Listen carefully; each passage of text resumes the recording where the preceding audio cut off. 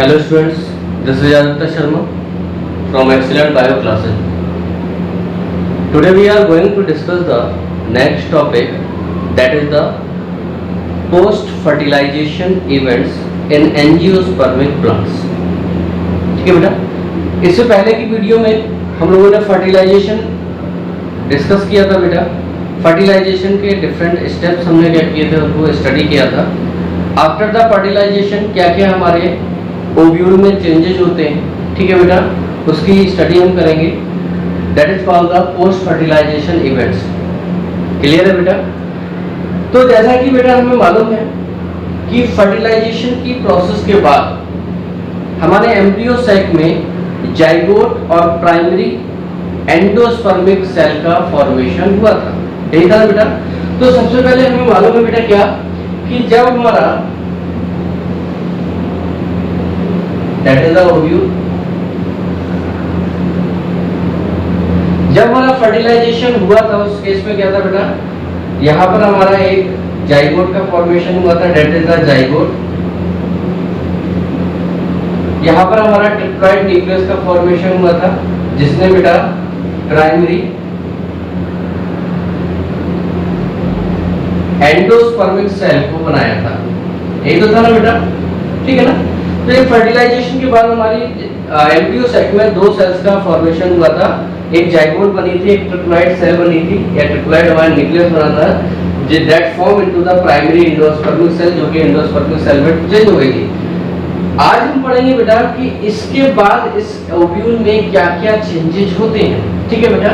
तो देखिए यहाँ पर हम देख रहे हैं बेटा कि हमारे पास 4 पार्ट्स हैं जो कि हमारे डेवलप्ड होना है। First one is zygote, as we know that zygote is form after the true fertilization, ठीक है बेटा। ये ट्रू फर्टिलाइजेशन के बाद बना था, that is diploid in nature, जो कि डिप्लॉयड नेचर का था। और बेटा आफ्टर एम्ब्रियोजेनेसिस, एम्ब्रियोजेनेसिस के बाद ये क्या बनाएगा बेटा, एम्ब्रियो में डेवलप हो जाएगा।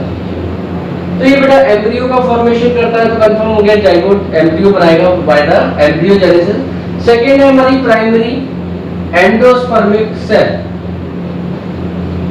Primary endospermic cell that develop into the endosperm. ये बेटा एंडोस्पर्म में डेवलप हो जाती है। There are 3 kinds of endosperm found in the angiospermic plant, that is the nuclear type, cellular type and the allovial type, ठीक है बेटा। इनको हम नेक्स्ट वीडियो में डिस्कस करेंगे बेटा। तो एंडोस्पर्म, जो हमारा एंडोस्पर्म है, it provide the nourishment to the zygote. इसमें क्या होता है बेटा, आपका फूड मटेरियल स्टोर रहता है, जो कि 2 जगह इसको हेल्प करता है। एक तो जाइगोट से एम्ब्रियोजेनेसिस के लिए, ठीक है, प्रोसेस के लिए ये क्या करता है बेटा, न्यूट्रिएंट्स को प्रोवाइड करता है। इसके साथ साथ जब सीड का फॉर्मेशन हो जाता है और सीड जब जर्मिनेट होता है, तो जर्मिनेशन की प्रोसेस के समय भी यही आपका जो एंडोस्पर्म है वो उस जर्मिनेटिंग सीड को क्या करता है, एनर्जी प्रोवाइड करने का काम करता है, फूड प्रोवाइड करने का काम करता है। तो इसके 2 काम हो जाते हैं बेटा। एक क्या, एक तो ये जाइगोट से एम्ब्रियो के डेवलपमेंट में क्या करता है बेटा, फूड प्रोवाइड करता है। इसके साथ साथ बेटा ये क्या करता है, जर्मिनेशन ऑफ सीड, और सीड के जर्मिनेशन में ये क्या करता है बेटा, फूड को प्रोवाइड करता है, ताकि सीड हमारा किसमें कन्वर्ट होता है बेटा, ये हमारे प्लांट में चेंज हो जाता है। तो एंडोस्पर्म क्या करता है बेटा, ये हमारा क्या करता है, ये हमारे फूड को स्टोर करने का काम करता है। क्लियर है बेटा? इसके बाद थर्ड है हमारा ओव्यूल। ये वाला जो रिमेनिंग पोर्शन है, ठीक है बेटा, ये रिमेनिंग पोर्शन हमारा चेंज हो जाता है सीड में, इट फॉर्म और डेवलप इनटू द सीड। ये पूरा का पूरा पोर्शन हमारा बेटा सीड में चेंज हो जाता है, और बची हुई हमारी ओवरी, जिसमें ये आपका ओव्यूल प्रेजेंट था, दैट ओवरी चेंज और डेवलप इनटू द फ्रूट। तो हम देख रहे हैं बेटा कि आफ्टर फर्टिलाइजेशन जो हमारे पोस्ट फर्टिलाइजेशन इवेंट्स है, उसमें हमारे 4 इवेंट्स इन्वॉल्व होते हैं। First one is the embryogenesis in the zygote develop into the embryo.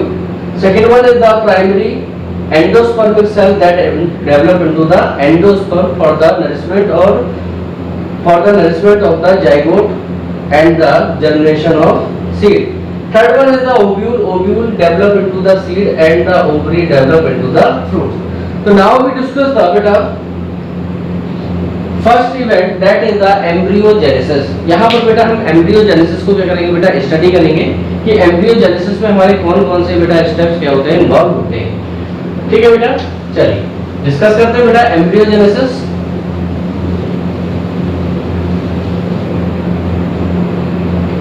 Now we discuss the beta embryogenesis. तो आप मालूम है embryogenesis वो प्रोसेस होती है जिसमें जाइगोट डेवलप होने के बाद या डेवलपमेंट के बाद किसमें फॉर्म होता है बेटा, ये आपका एक एम्ब्रियो में क्या हो जाता है, चेंज हो जाता है.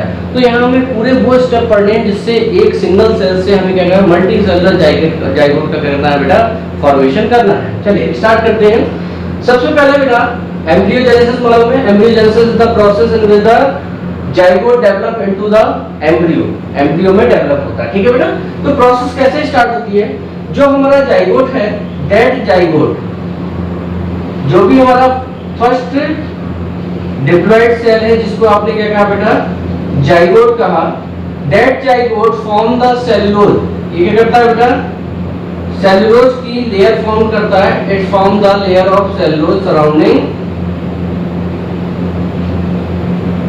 And form the cell wall. और ये क्या बना लेता है बेटा, सेल वॉल का फॉर्मेशन कर लेता है. ठीक है बेटा, तो सबसे पहले स्टेप में क्या हुआ कि जो हमारा जाइगोट था, सॉरी हमारा जाइगोट है, जाइगोट ने हमने चारों तरफ क्या किया बेटा, सेलुलोज की एक लेयर फॉर्म करके सेल वॉल का फॉर्मेशन कर लिया है.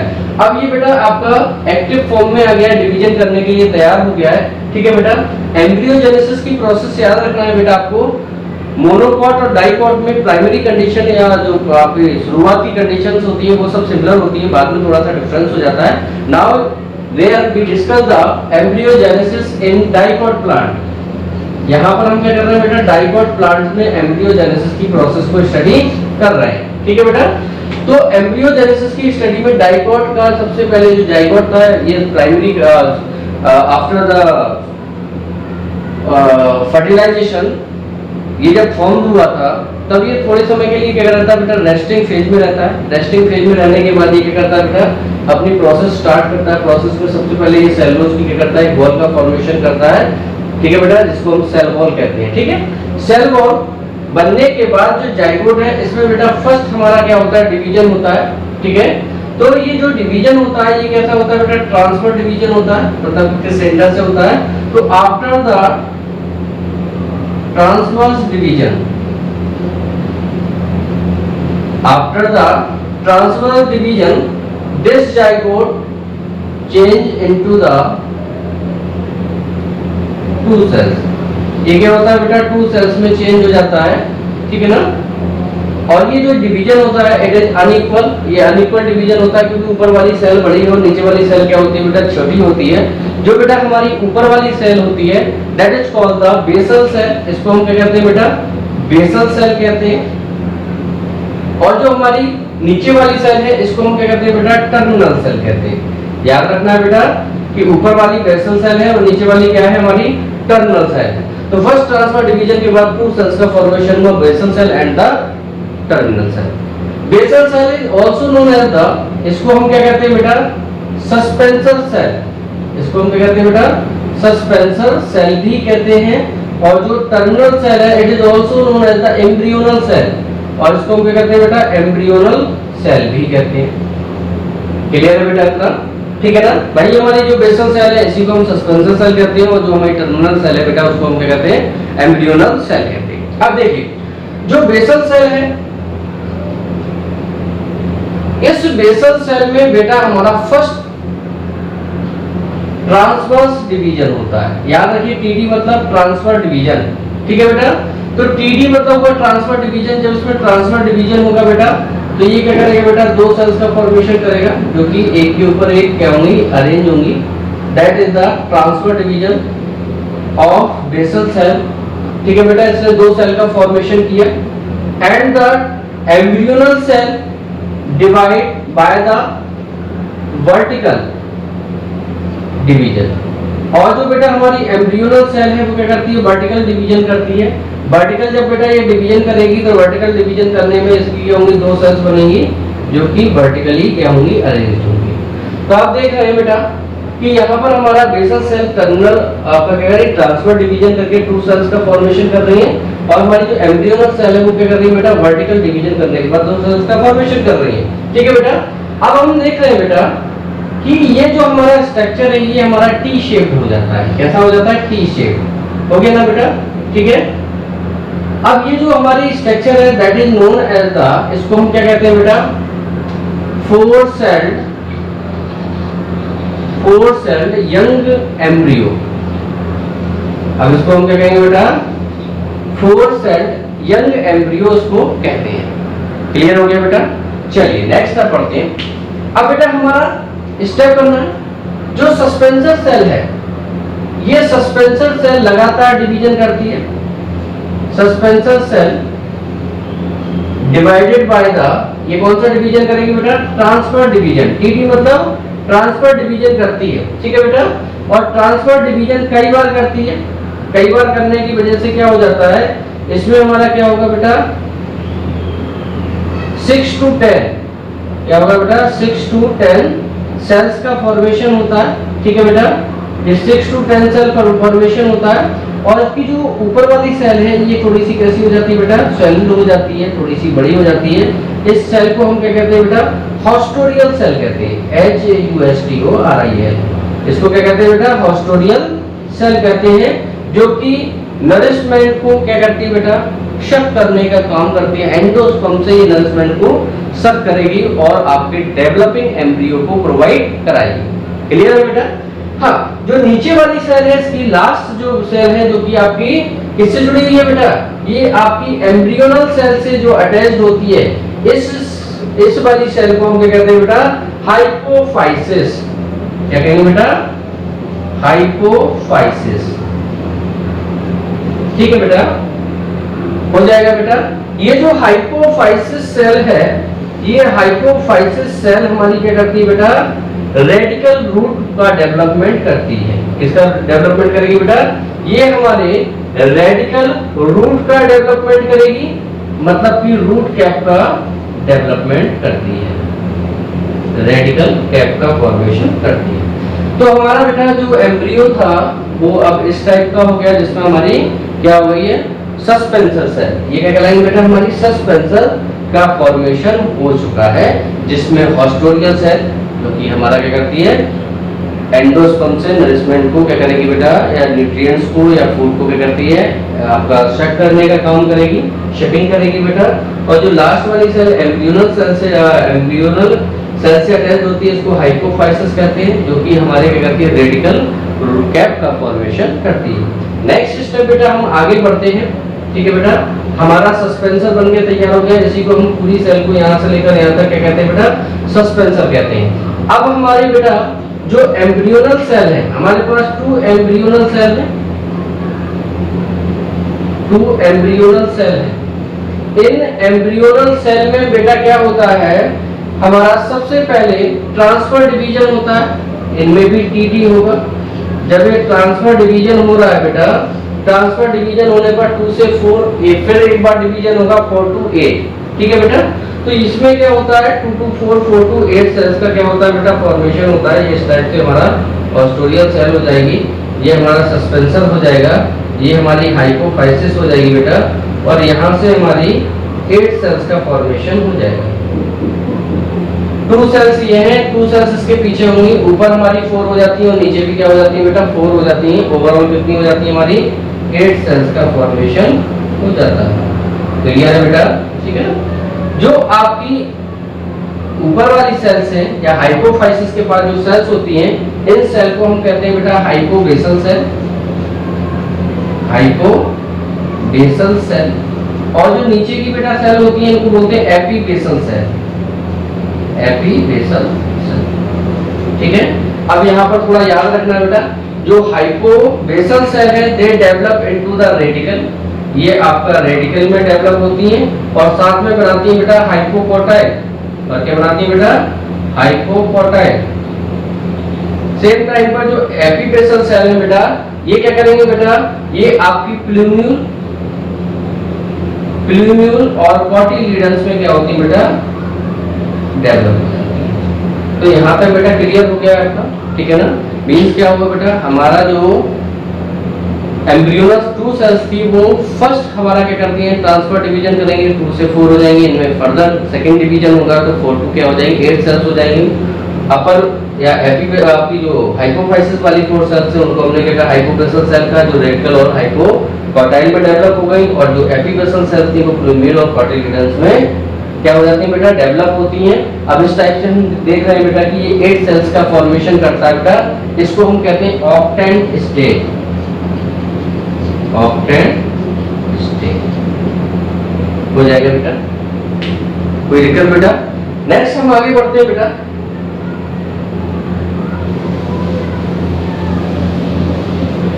अब ये जो बेटा हमारा ऑक्टेंट स्टेज वाला है एम्ब्रियो, ठीक है बेटा, इस ऑक्टेंट स्टेज की जो 8 सेल्स है, मतलब कि हाइपोबेसल और एपिबेसल सेल है बेटा, ये क्या करती है, फर्स्ट पेरिक्लिनल डिवीजन करती हैं। तो ये पहली पेरिक्लिनल डिवीजन करेंगी बेटा। पेरिक्लिनल डिवीजन के बाद ये क्या बनाती है बेटा आपकी, ये बनाती है हमारी एपिडर्मल सेल। क्या बनाएंगी बेटा, एपिडर्मल सेल बनाती हैं। इसके बाद एपिडर्मल सेल में फिर से एक डिवीजन होता है बेटा, that is the anticlinal division, that is the anticlinal division. तो जब आपका एपिडर्मल सेल बेटा एंटीक्लिनल डिवीजन शो करती है तो इसके बाद ये क्या बनाती है बेटा, डर्मेटोजेन बनाती है। क्या बनाती है बेटा, डर्मेटोजेन बनाती है। इसी के साथ साथ बेटा जो एपिडर्मल की सेंट्रल सेल है, जो सेंट्रल सेल है बेटा, इनमें कई बार क्या होता है बेटा, वर्टिकल डिवीजन और साथ में ट्रांसफर डिवीजन होता है। याद रखना बेटा कि जो हमारा सराउंडिंग या चारों तरफ की सेल्स हो गई थी बेटा डिवीजन के बाद, ठीक है बेटा, उन्होंने पहले एपिडर्मल सेल बनाई। एपिडर्मल की जो आपकी साइड वाली पेरिफेरल जो आपकी सेल्स हैं वो डिवीजन करती हैं, एंटीक्लिनल डिवीजन करके डर्मेटोजेन बनाती हैं। जो सेंटर की सेल्स हमारी बसती हैं उनमें कई हमारे क्या होते हैं बेटा, वर्टिकल डिवीजन और क्या होते हैं, ट्रांसफर डिवीजन होते हैं। जिसके बाद हमारा क्या बनता है बेटा, प्लीरोम और क्या बनता है बेटा हमारा, प्लीरोम के साथ साथ पेरिब्लेम बनता है। ठीक है बेटा, तो प्लीरोम और पेरिब्लेम बनता है। तो अब हमारा बेटा जो स्ट्रक्चर हो जाता है वो कैसा हो जाता है, ये हमारा ऑस्टोरियल सेल, ये हमारा बेटा सस्पेंसर। ठीक है बेटा, अब जो ऑक्टेंट थी बेटा वो चेंज हो गई हमारी। सबसे पहले सराउंडिंग सेल से, सराउंडिंग सेल्स में क्या बनाया बेटा, डर्मेटोजेन बनाया। तो ये फर्स्ट हमारा बन गया डर्मेटोजेन रीजन, डर्मेटोजेन। इसके बाद हमारा सेकंड बेटा जो लेवल है या सेकंड जो लेयर है इसको हम कहते हैं बेटा पेरिब्लेम, पेरिब्लेम। और जो सेंट्रल वाला पोर्शन है, ठीक है बेटा, इनर मोस्ट लेयर है, उसको हम बोलते हैं प्लीरोम। हो जाएगा बेटा। तो हमारे 3 रीजन बन गए बेटा, डर्मेटोजेन, पेरिब्लेम एंड द प्लीरोम। अब आपको मालूम बेटा डर्मेटोजेन डेवलप इनटू द एपिडर्मिस, ये एपिडर्मिस का फॉर्मेशन करता है बेटा। तो डर्मेटोजेन डेवलप इनटू द एपिडर्मिस। ठीक है बेटा। अब जो हमारा पेरिब्लेम है, पेरिब्लेम डेवलप इनटू द कॉर्टेक्स, ये बेटा कॉर्टेक्स रीजन को फॉर्म करता है।